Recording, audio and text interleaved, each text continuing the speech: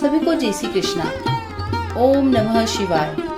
सावन माह के प्रत्येक सोमवार शिव भक्तों के लिए सबसे खास माने जाते हैं। इस दिन शिव भक्त व्रत रखते हैं और विधि पूर्वक पूजा करते हैं। मान्यता है कि सावन महीने में प्रत्येक सोमवार को शिव चालीसा का पाठ करने से भगवान शिव की कृपा प्राप्त होती है।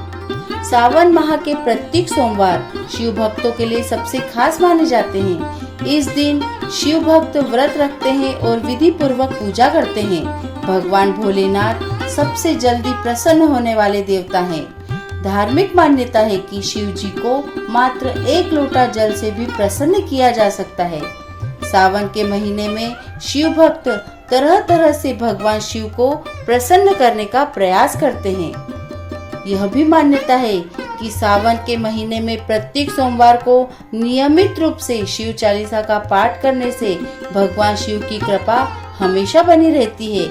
इसके अलावा व्यक्ति के जीवन से सारे दुख कष्ट दूर हो जाते हैं। श्रावण सोमवार व्रत कथा। अमरपुर नगर में एक धनी व्यापारी रहता था। दूर दूर तक उसका व्यापार फैला हुआ था। नगर में उस व्यापारी का सभी लोग मान सम्मान किया करते थे।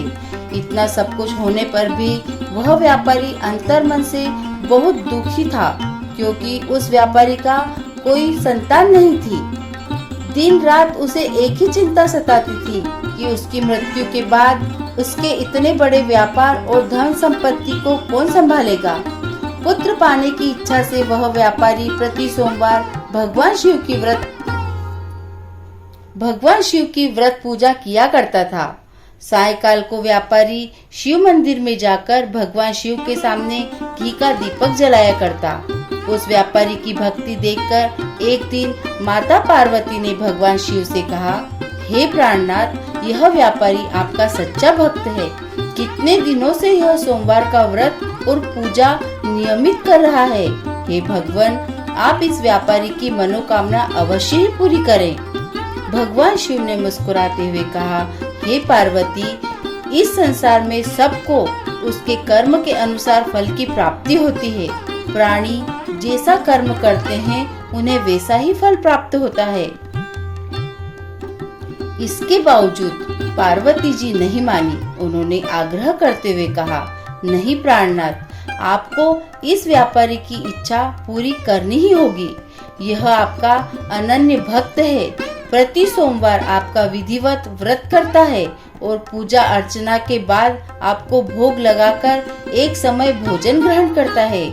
आपको इसे पुत्र प्राप्ति का तो वरदान देना ही होगा। पार्वती का इतना आग्रह देखकर भगवान शिव ने कहा, तुम्हारे आग्रह पर मैं इस व्यापारी को पुत्र प्राप्ति का वरदान देता हूँ, लेकिन इसका पुत्र 16 वर्ष से अधिक जीवित नहीं रहेगा। उसी रात भगवान शिव ने स्वप्न में उस व्यापारी को दर्शन देकर उसे पुत्र प्राप्ति का वरदान दिया और उसके पुत्र के 16 वर्ष तक जीवित रहने की बात भी बताई। भगवान के वरदान से व्यापारी को खुशी तो हुई, लेकिन पुत्र की अल्पायु की चिंता ने उस खुशी को नष्ट ही कर दिया। व्यापारी पहले की तरह सोमवार का विधिवत व्रत करता था। कुछ महीने पश्चात उसके घर बहुत ही सुंदर पुत्र उत्पन्न हुआ। पुत्र जन्म से व्यापारी के घर में खुशियां ही खुशियां छा गई। बहुत धूमधाम से पुत्र जन्म का समारोह मनाया गया। व्यापारी को पुत्र जन्म की अधिक खुशी नहीं हुई, क्योंकि उसे पुत्र की अल्पायु के रहस्य का पता था। यह रहस्य घर में किसी को नहीं मालूम था। विद्वान ब्राह्मण ने उस पुत्र का नाम अमर रखा। जब अमर 12 वर्ष का हुआ तो शिक्षा के लिए उसे काशी भेजने का निश्चय किया। व्यापारी ने अमर के मामा दीपचंद को बुलाया और कहा कि अमर को शिक्षा प्राप्त करने के लिए वाराणसी छोड़ आओ। अमर अपने मामा के साथ शिक्षा प्राप्त करने के लिए चल दिया। रास्ते में जहाँ भी अमर और दीपचंद रात्रि विश्राम किया करते थे, वहीं यज्ञ करते और ब्राह्मणों को भोजन कराते थे। लंबी यात्रा के बाद अमर और दीपचंद एक नगर में पहुँचे। उस नगर के राजा की कन्या के विवाह की खुशी में पूरे नगर को सजाया गया था। निश्चित समय पर बारात आ गई, लेकिन वर का पिता अपने बेटे के एक आंख से काने होने के कारण बहुत ही चिंतित था। उसे इस बात का भय सता रहा था कि राजा को इस बात का पता चलने पर कहीं वह विवाह से इनकार न कर दे, इससे उसकी बदनामी होगी। वर के पिता ने अमर को देखा तो उसके मस्तिष्क में एक विचार आया। उसने सोचा, क्यों न इस लड़की को दुल्हा बनाकर राजकुमारी से विवाह करा दूं। विवाह के बाद उसको धन देकर विदा कर दूंगा और राजकुमारी को अपने नगर में ले जाऊंगा। वर के पिता ने इसी संबंध में अमर और दीपचंद से बात की। दीपचंद ने धन मिलने के लालच में वर के पिता की बात स्वीकार कर ली। अमर को दूल्हे के वस्त्र पहनाकर राजकुमारी चंद्रिका से विवाह कर दिया। राजा ने बहुत सा धन देकर राजकुमारी को विदा किया। अमर जब लौट रहा था तो सच नहीं छिपा सका और उसने राजकुमारी की ओढ़नी पर लिख दिया, राजकुमारी चंद्रिका, तुम्हारा विवाह तो मेरे साथ हुआ था। मैं तो वाराणसी में शिक्षा प्राप्त करने जा रहा हूँ। अब तुम्हें जिस नवयुवक की पत्नी बनना पड़ेगा वह कान्हा है। जब राजकुमारी ने अपनी ओढ़नी पर लिखा हुआ पढ़ा तो उसने कान्हे लड़के के साथ जाने से इनकार कर दिया। राजा ने सब बातें जानकर राजकुमारी को महल में रख लिया। उधर अमर अपने मामा दीपचंद के साथ वाराणसी पहुंच गए। अमर ने गुरुकुल में पढ़ना शुरू किया। जब अमर की आयु 16 वर्ष की हुई तो उसने एक यज्ञ किया। यज्ञ की समाप्ति पर ब्राह्मणों को भोजन कराया और खूब अन्न वस्त्र दान किए। रात को अमर अपने शयन कक्ष में सो गया। शिव के वरदान के अनुसार शयन अवस्था में ही अमर के प्राण पखेरु उड़ गए। सूर्योदय पर मामा अमर को मृत देखकर रोने पीटने लगे। आसपास के लोग भी एकत्र हो दुख प्रकट करने लगे। मामा के रोने विलाप करने के स्वर समीप से गुजरते हुए भगवान शिव और माता पार्वती ने भी सुने। माता पार्वती ने भगवान शिव से कहा, हे प्राणनाथ, मुझसे इसके रोने का स्वर सहन नहीं हो रहा। आप इस व्यक्ति के कष्ट अवश्य दूर करें। भगवान शिव ने माता पार्वती के साथ अदृश्य रूप में समीप जाकर अमर को देखा तो पार्वती से बोले, हे पार्वती, यह तो उसी व्यापारी का पुत्र है। मैंने इसे 16 वर्ष की आयु का वरदान दिया था। इसकी आयु तो पूरी हो गई। पार्वती ने फिर भगवान शिव से निवेदन किया, हे प्राणनाथ, आप इस लड़के को जीवित करें, नहीं तो इसके माता पिता पुत्र की मृत्यु के कारण रो रो कर अपने प्राणों को त्याग कर देंगे। इस लड़के का पिता तो आपका परम भक्त है।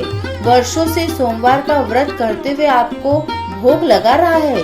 पार्वती के आग्रह करने पर भगवान शिव ने उस लड़के को जीवित होने का वरदान दिया और कुछ ही पल में वह जीवित होकर बैठ गया। शिक्षा प्राप्त करके अमर मामा के साथ अपने नगर की ओर चल दिया।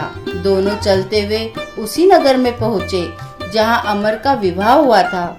उस नगर में भी अमर ने यज्ञ का आयोजन किया। समीप से गुजरते हुए नगर के राजा ने यज्ञ का आयोजन देखा। राजा ने अमर को तुरंत पहचान लिया।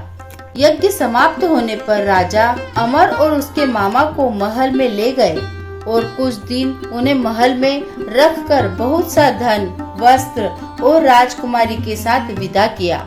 रास्ते में सुरक्षा के लिए राजा ने बहुत से सैनिकों को भी साथ भेजा। दीपचंद ने नगर में पहुंचते ही एक दूत को घर भेजकर अपने आगमन की सूचना भेजी। अपने बेटे अमर के जीवित वापस लौटने की सूचना से व्यापारी बहुत प्रसन्न हुआ। व्यापारी ने अपनी पत्नी के साथ स्वयं को एक कमरे में बंद कर रखा था। भूखे प्यासे रहकर व्यापारी और उसकी पत्नी बेटे की प्रतीक्षा कर रहे थे। उन्होंने प्रतिज्ञा कर रखी थी कि यदि उन्हें अपने बेटे की मृत्यु का समाचार मिला तो दोनों अपने प्राण त्याग देंगे।